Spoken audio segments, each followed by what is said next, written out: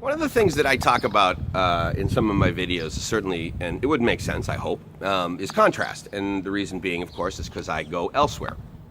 And the differences, and at least, in my judgment or my opinion, the pluses and minuses of elsewhere versus, where I live, San Diego, or the United States for that matter. Although arguably I don't really have a whole pulse on the United States. I mean, where I've lived is the East Coast, Boston, and California. Now, I lived a small stint in St. Louis, so one could argue that I have a little bit of experience with the culture of Middle America, but quite frankly, I don't really think I do. There's a lot of people that I heard. One phrase that I heard, and I don't know whether it was during the election or whatever, or something like that, but they said, look, America is not just New York and California. So I understand what they mean by that, because certainly where I live in Coronado, I mean, that's not real. That's not America. That's constant vacation. Everything is perfect. Everything is clean. Not everything, but you know what I mean, right? I mean, it's really nice. Now, I did want to touch on, I forgot to talk a little bit more about this, or I didn't forget, I'm remembering now. When I got off the plane, so you get off the plane and like every single other country in the world that I've been to, including re-entry into the United States, you need to fill out a piece of paper that says, this is who I am, and this is my information, and this is where I'm staying. Now, with the exception of the United States, you don't tell them where you're staying, but there's also a customs form. So there's immigration form and then there's customs form, and sometimes they're combined, but for the most part, it's two forms. And one of them says, look, here's the stuff that I'm bringing in, and I acknowledge that you're making me aware that if I bring stuff in of any significant value or stuff that you don't think should be in this country, then I need to pay you duty on it. Fine. Every country's like that. Every country I've been to is like that. Let's say that. And I haven't been to more than 15 countries. But so you come in and you enter Mexico. And I was amazed. I would have to say at least 20, maybe 30% of the people that were in line with their U.S. passport, because obviously you can't transfer, you're not just going to like hop on a plane and go to Mexico with your driver's license, were just dumbfounded at the fact that they had to fill out this paperwork. I mean, it was just, I heard one woman say, oh, this is so rude. And I'm like, wow, that's an interesting experience for you to have. And I was like, at first I was like, you're an idiot, of course, right? And then the second part was like, so this is how you're going to start your vacation with? It's just, I felt bad. I didn't feel, bad's not a feeling. I felt sad for the woman and empathetic, because I was like, without the knowledge that you get from traveling to at least one country outside of the United States, then you think to yourself, why in the world would I need to fill out additional paperwork? Here's my passport. Isn't this enough? So I get that. But I'm hoping that because of that experience, she doesn't just like knock it and continuously complain about it, but she comes back and said, oh yeah, well, I learned this from going to Mexico, and as it turns out, every other country that I'm going to go to, I need to fill out paperwork to enter that country as well. Yeah. Okay. And I honestly don't remember the first time I did this, first time I did some international travel, whether that was my experience. My first international experience was simply as a young boy, with my mom, when we would go in and out of Canada. And each time she would like have cards, and I can't remember, I assume it was her driver's license. I don't know if she had a passport at the time. At the time, she would have had a Canadian passport. But I know that they had probably legal resident alien cards, aka green cards, I think. In any case, I remember her showing the guy at the kiosk, this is me and this is my son in the back, and I'm Canadian and he has dual citizenship, and then we would drive along, and there was never any issue with it. And then my first, I think, international experience outside of the U.S. was probably when I was living here in San Diego. Went down to Tijuana with some of my buddies. Maybe the first time I went to Mexico, I went to Ensenada with my buddy Jim when he was living in San Diego.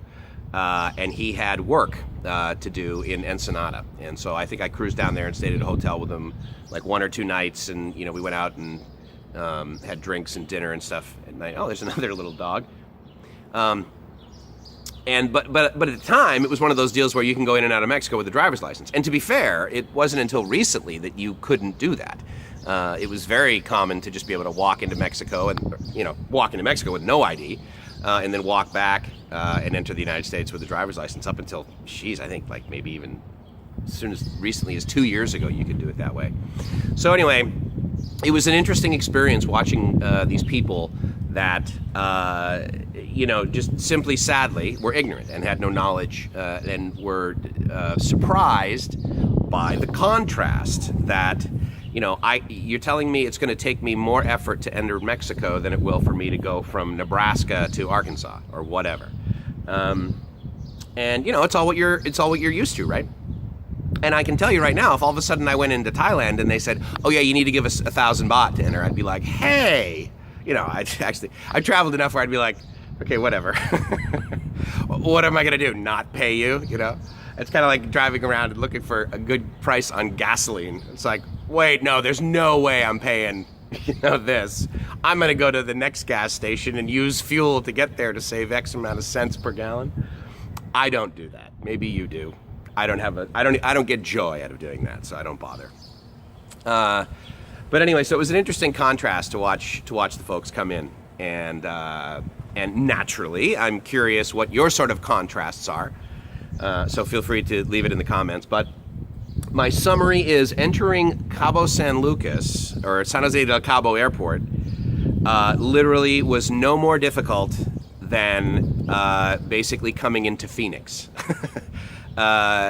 Meaning that the difficulty with which I need a pen to fill out a single sheet of paper on a plane and then hand that to somebody along with my passport to enter is not difficult. The line, I will say, the one cool thing about the fact that people in line did not know they needed to fill this out, and again, it was about 20% of them, is they would sit there on the little stands and use it as like a little round table, and they would place their entry form in, their immigration form, and they would fill these things out, right? And because of that, it would slow the line down. So because of that, the line was like basically moving, at a constant rate. And so by the time, honestly, I mean, unless I was, handicapped, I don't think I would have walked through the line any slower, that's for sure.